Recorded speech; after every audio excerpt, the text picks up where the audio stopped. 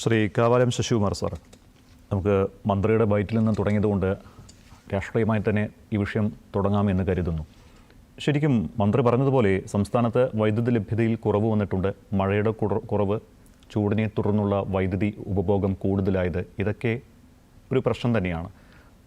എത്ര കാലം വരെ ഇങ്ങനെയൊക്കെ പറഞ്ഞുകൊണ്ടിരിക്കാൻ കഴിയും? കാലങ്ങളായി തുടരുന്ന ഒരു നയത്തിൻ്റെ പ്രശ്നമാണോ ഇത്? താങ്കൾ എങ്ങനെയാണ് ഇതിനെ വിലയിരുത്തുന്നത്? വാസ്തവത്തിൽ അത് തന്നെയാണ് എൻ്റെ പ്രശ്നം. ഇപ്പോഴും മന്ത്രി പറയുന്നത് മഴയില്ല, അതുകൊണ്ട് വൈദ്യുതി ഇല്ല. അപ്പോൾ ജലവൈദ്യുതിയെ ആശ്രയിച്ച് കഴിയുന്നുള്ള കാരണം കൊണ്ടാണ് നമ്മുടെ പ്രശ്നം. അടിസ്ഥാന പ്രശ്നം അവിടെയാണ്. കേരളത്തിന് വൈദ്യുതിക്ക് ക്ഷാമമുണ്ട്.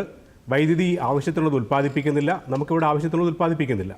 അപ്പോൾ ഉൽപ്പാദനം കൂട്ടുകയാണ് വേണ്ടത്. അതിനെന്തൊക്കെയാണ് മാർഗ്ഗങ്ങൾ? ജലവൈദ്യുതിയെ ഇനി ആശ്രയിച്ച് കഴിയാനാവില്ല എന്നുള്ള കാര്യം ഉറപ്പാണ്. വിദഗ്ധന്മാർ, KSEBയുടെ തന്നെ ഉദ്യോഗസ്ഥന്മാർ ഒക്കെ ഇതിനെക്കുറിച്ചുള്ള നിരീക്ഷണവും പഠനവും ഒക്കെ നടത്തിയ ശേഷം സ്ഥാപിച്ചിരിക്കുന്ന കാര്യം അതാണ്. പിന്നെ അതിനെന്താണ് മറ്റു മാർഗ്ഗങ്ങൾ? നമ്മളങ്ങനെ താപനിലയം നമ്മൾ കായംകുളത്ത് കൊണ്ടുവന്നു. അന്നത് കൊണ്ടുവന്നപ്പോൾ തന്നെ അതിൻ്റെ ഏത് അടിസ്ഥാനത്തിലാണ് കൊണ്ടുവരുന്നത്?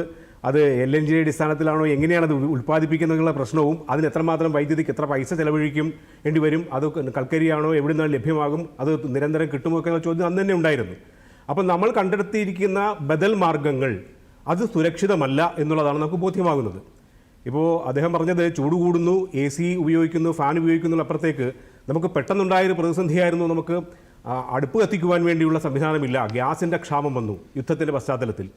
ഏറ്റവും കൂടുതൽ ആൾക്കാർ ആശ്രയിച്ചത് വൈദ്യുതിയെയാണ്. വീട്ടിൽ പണ്ട് ഉപയോഗിക്കാതെ മാറ്റി വെച്ചിരുന്ന ആ തരത്തിലുള്ള വൈദ്യുതി അടുപ്പുകൾ ആൾക്കാർ മുഴുവൻ പൊടിതട്ടിയെടുത്ത് വീണ്ടും നന്നാക്കി കൊണ്ടുവന്ന് പ്രവർത്തിപ്പിക്കുകയായിരുന്നു. അപ്പോൾ വൈദ്യുതിക്ക് ആവശ്യമെന്ന് പറയുന്നത് എല്ലാ സ്ഥലത്തും വൈദ്യുതിക്ക് ആവശ്യം വരികയാണ്. മോട്ടോർ വാഹനങ്ങളുടെ മേഖലയിലും വൈദ്യുതി നമുക്ക് ആവശ്യം വരികയാണ്, അത് ചാർജ് ചെയ്യണമെങ്കിൽ. അപ്പോൾ ഈ തരത്തിൽ വൈദ്യുതിക്ക് പുതിയ പുതിയ ഉപയോഗങ്ങൾ ഉണ്ടാവുകയും നമുക്ക് ഉൽപ്പാദനം ഇല്ലാതാവുകയും ചെയ്യുമ്പോൾ നാം കണ്ടെത്തേണ്ട മാർഗം എന്താണ്? ഉൽപ്പാദനത്തിൽ കണ്ടെത്തേണ്ട മാർഗം എന്താണ്? അതിന് നമുക്ക് കൃത്യമായ വഴി തുറന്നിട്ടിട്ടുണ്ട്.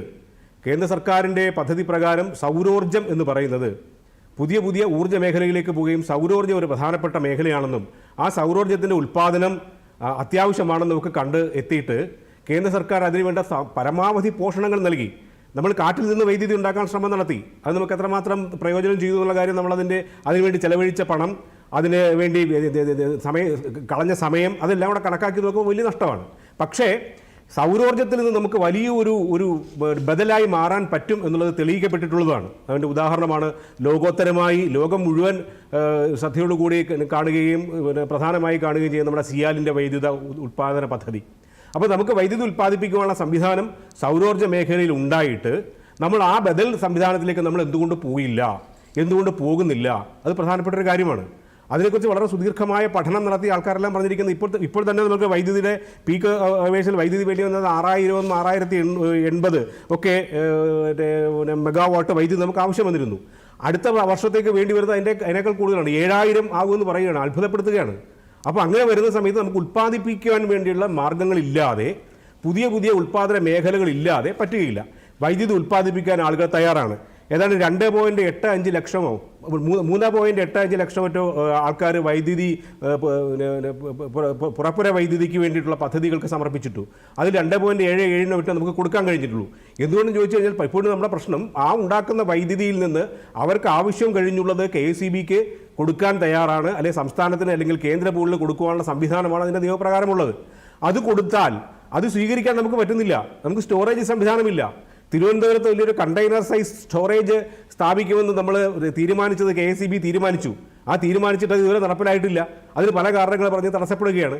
അപ്പോൾ എന്തൊക്കെയാണോ നമ്മുടെ സൗരോർജ്ജം ഒരു ബദലായി മാറ്റുവാനുള്ള സാഹചര്യങ്ങളുള്ളത്, ആ സാഹചര്യങ്ങളെ വിനിയോഗിക്കുവാൻ നമുക്ക് കഴിയുന്നില്ല എന്നുള്ളതാണ് നമ്മുടെ ഒരു വലിയ പോരായ്മ. ഇത് എന്തടിസ്ഥാനത്തിലാണ്? എന്തുകൊണ്ടാണ്? അതിന് പല കാരണങ്ങളുണ്ട്.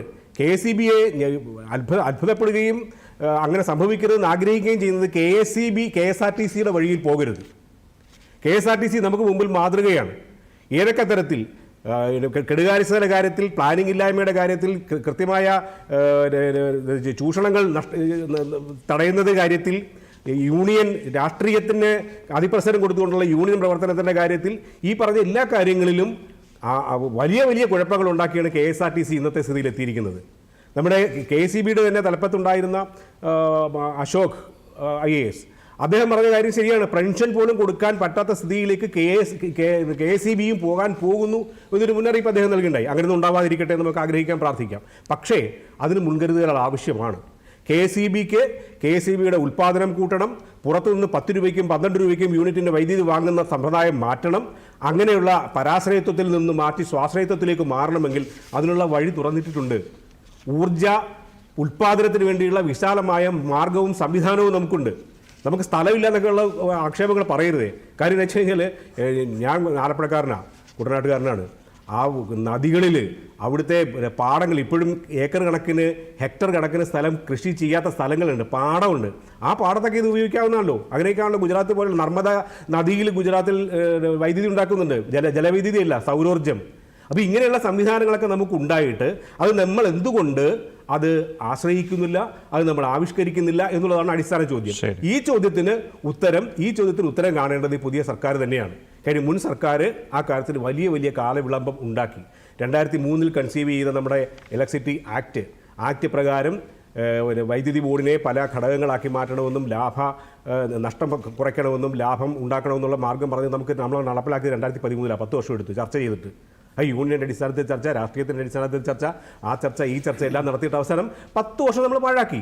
ഇതുപോലെ നമ്മളിപ്പോൾ പാഴാക്കിക്കൊണ്ടിരിക്കുക. അതുണ്ടാവരുത് എന്നുള്ളതാണ് എനിക്ക് ആദ്യ ഭാഗത്ത് ഇതിനെക്കുറിച്ച് സംസാരിക്കുവാനുള്ളത്. ശരി.